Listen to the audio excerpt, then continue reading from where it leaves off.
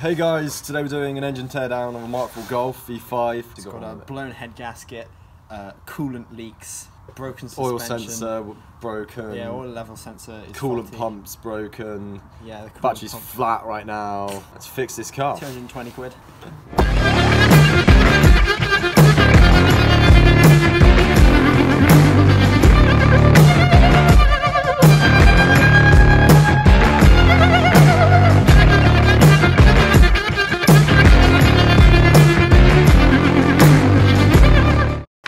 Step one, take the bonnet off.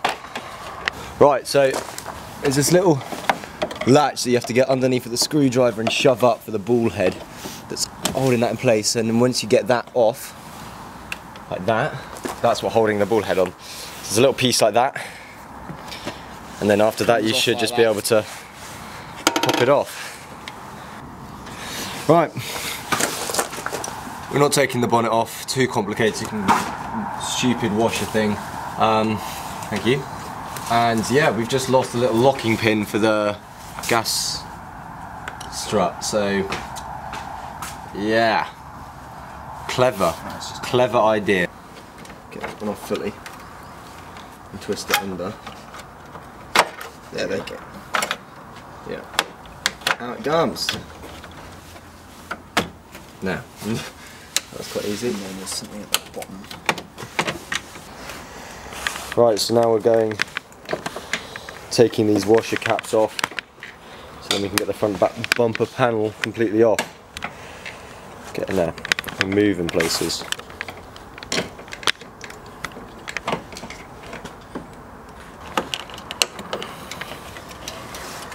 So you got to unclip these clips either side of the washer.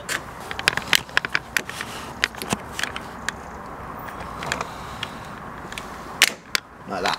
Just clips out quite easily. Right.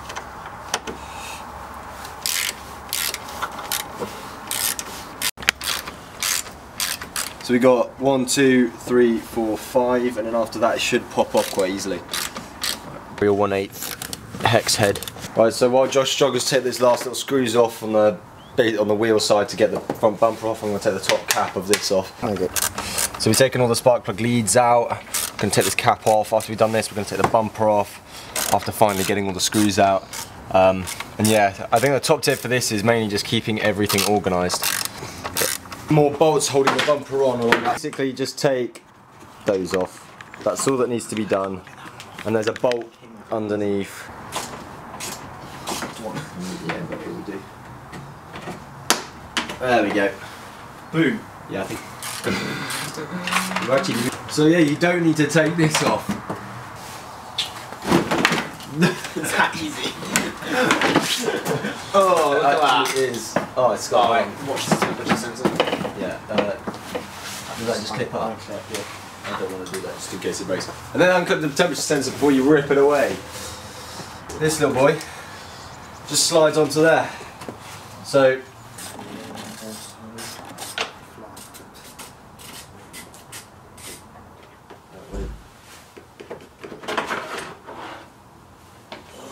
cap comes off.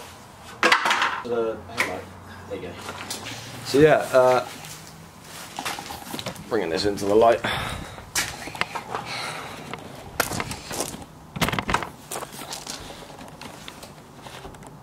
So yeah, if you see here, it's just a normal connect to the actual bulb head.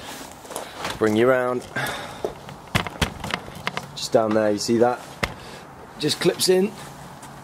Pull it out. Got to get in. Just a simple unscrew.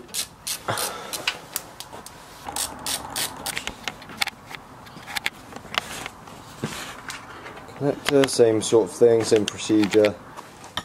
Right, next step after we've taken the lights out, let's get the front bumper off, but before we do that we're going to just drain the coolant.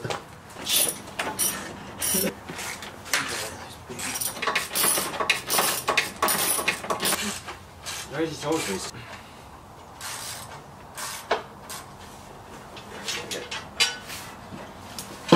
Right, bumpers off. Yeah, bumpers off. There are a lot of screws. Make sure again that you keep it all nice and tidy.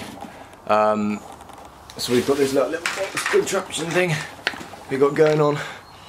Just all the different parts and different sections. So all the bumper bolts are here, all the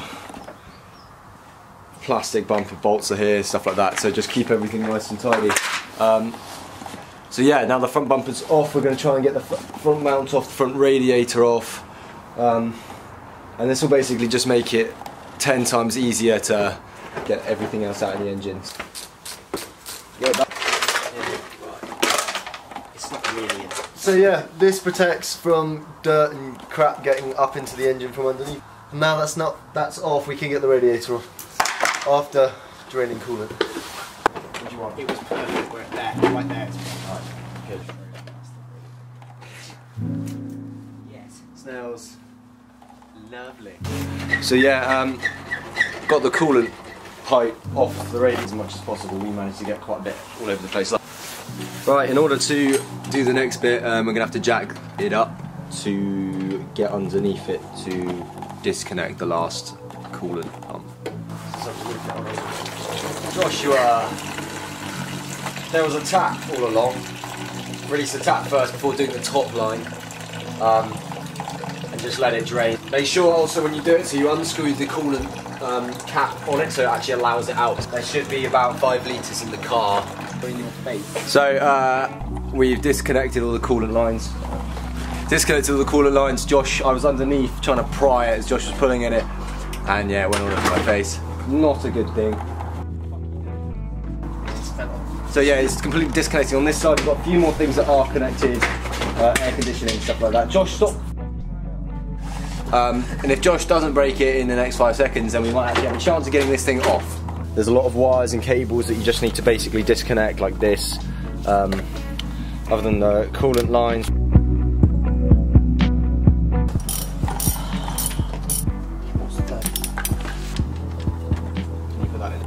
Yeah, look, keep that down there, keep it so it's just taking in more and more coolant. Because obviously, once you've raised one side, if you then put it back down, all the coolant that's been stored down in that bottom corner of the engine come flooding out the bottom. You're using a monkey wrench to clamp the hose clamp. Air intake is off. It had 2 valves. This one was quite hard to get off. You had to basically had a strap round it, which you had to push in at the side, so then it would loosen on these catches, which are here like that, and then eventually it would just pop off like it did for us. So in order to release this, the bonnet release catch, there, if you look, And this bit of plastic comes off.